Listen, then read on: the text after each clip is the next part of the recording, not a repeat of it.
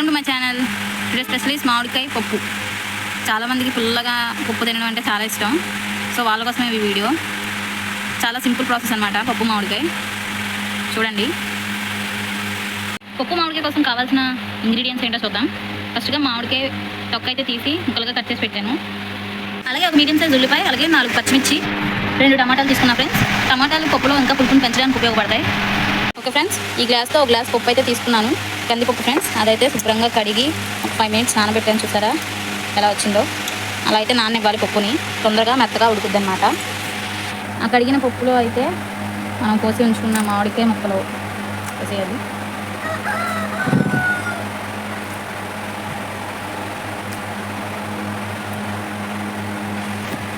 అలాగే టమాటాలు కూడా, అలాగే ఉల్లిపాయ, పచ్చిమిర్చి,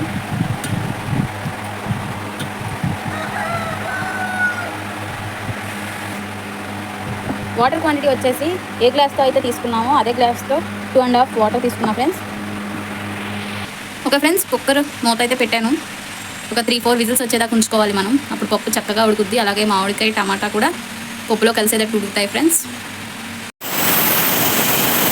పప్పు అయితే అయిపోయింది ఫ్రెండ్స్. 4 విజిల్స్ అయితే వచ్చినాయి. కట్టేస్తున్నాను.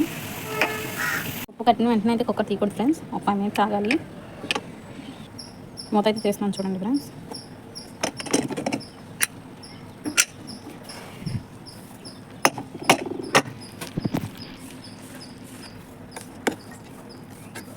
చూడండి ఫ్రెండ్స్, మామిడికాయ టమాటా ఎలా అయితే ఉడికిందో చూడండి. మొత్తం చక్కగా ఉడికినాయి టమాటా, మామిడికాయ పప్పు. ఇప్పుడు దీనిలో రుచికి తగ్గట్టు కల్లుప్పు అయితే వేస్తున్నాం ఫ్రెండ్స్. అలాగే 1 స్పూన్ పసుపు, చిన్న స్పూన్ చూసారా ఫ్రెండ్స్? చిన్న స్పూన్ అయితే 1 స్పూన్, పెద్ద స్పూన్ అయితే 1/2 టీ స్పూన్ అయితే సరిపోతుంది. అలాగే ఒక 2 టీ స్పూన్స్ అయితే కారం వేసుకోండి. వేసిన తర్వాత కలపండి ఫ్రెండ్స్. పప్పు గుత్తి అయితే ఉంటుంది కదా అందరింట్లో, దాంతో ఒక్కసారి ఇలా అనుకోండి.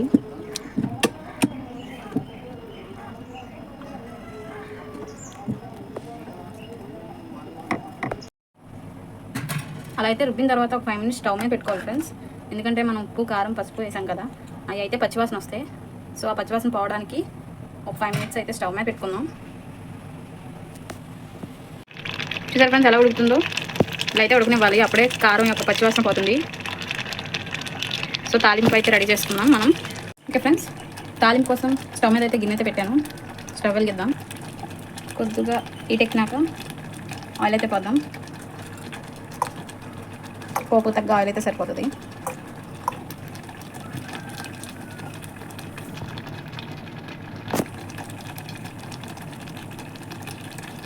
ఆయిల్ అయితే హీట్ అయింది. దానిలో ఓ 4 వెల్లుల్లిపాయలు అయితే వేద్దాం. 4-5 వేసుకోండి, పర్వాలేదు. దాని తర్వాత పచ్చెనపప్పు, అలాగే జీలకర్ర, ఆవాలు వేసుకోవాలి ఫ్రెండ్స్. జీలకర్ర అయితే పప్పులో ఎక్కువ పడుతుంది కదా, వేసుకున్నా. ఆ తర్వాత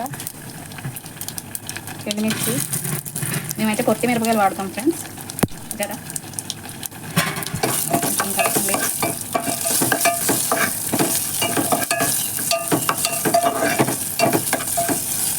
సరిగ్గా ఫ్రెండ్స్, చివరిన కరివేపాకు అయితే స్టవ్ అయితే ఆఫ్ చేస్తుంది. పోపు పెట్టిన దాంట్లో పప్పు అయితే వేసాం.